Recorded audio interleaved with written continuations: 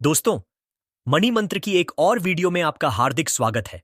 ज्यादा समय न गवाते हुए इस वीडियो में आपको मैं यह बताऊंगा कि आपको सुकन्या समृद्धि योजना का अकाउंट आपको खोलना चाहिए या नहीं, क्योंकि आज हर कोई इस योजना के बारे में बढ़ा चढ़ा कर बोल रहा है और इसके क्या नुकसान भी हो सकते हैं इसके बारे में कोई भी बात नहीं कर रहा है। लेकिन आपका दोस्त मनदीप सिंह आपको निराश नहीं करेगा।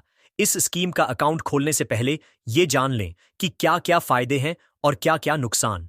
पहले हम 10 फायदे की बात कर रहे हैं। सुकन्या समृद्धि योजना के 10 फायदे। पहला, उच्च ब्याज दर। वर्तमान में 8.2% सालाना गारंटीड ब्याज मिलता है, जो बैंक एफडी से अधिक है। दूसरा, टैक्स छूट। इसमें जमा की गई राशि, ब्याज और मैच्योरिटी राशि तीनों पर आयकर की धारा 80C के तहत छूट मिलती है। तीसरा, कम से कम निवेश की सुविधा।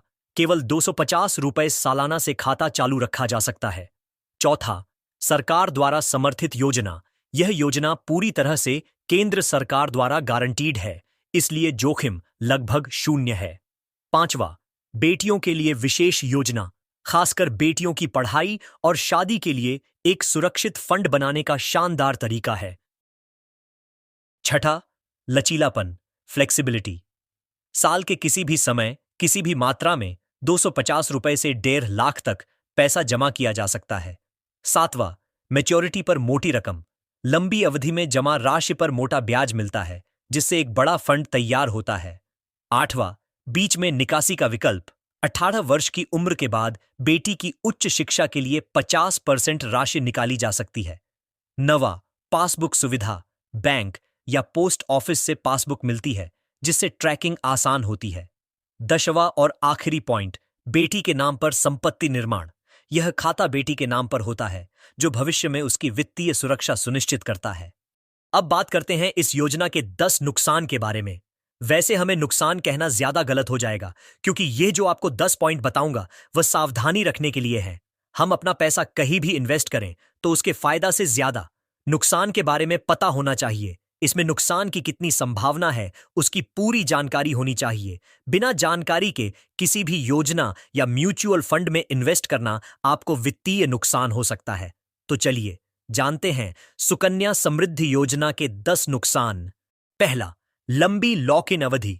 पैसा 21 साल तक लॉक रहता है, जल्दी जरूरत होने पर उपयोग नहीं किया जा सकता। दूसरा, न्यूनतम जमा जरूरी। हर साल कम से कम 250 रुपए जमा नहीं करने पर खाता बंद हो सकता है।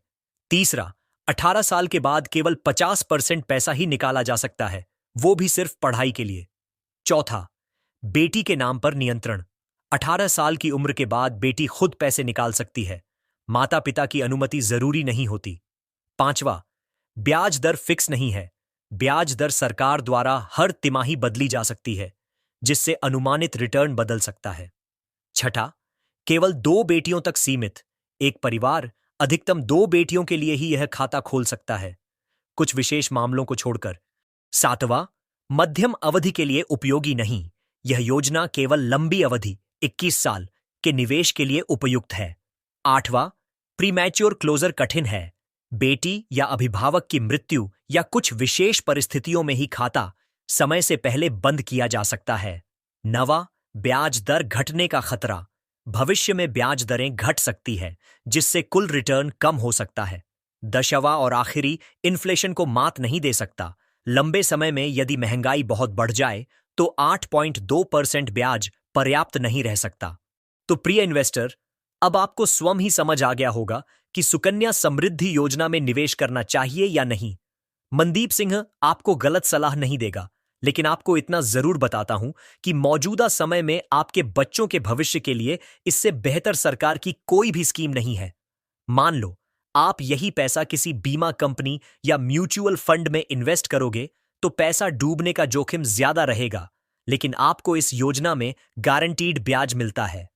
तो दोस्तों, मनदीप सिंह को दीजिए इजाजत। मिलते हैं ऐसी ही एक अन्य वीडियो में। जाते जाते चैनल को सब्सक्राइब कर दें और एक अच्छा सा कमेंट कर दें, ताकि मेरा विश्वास और भी बढ़ जाए और आपको बेहतर से बेहतर योजना और इन्वेस्टमेंट से जुड़ी जानकारी मिलती रहे।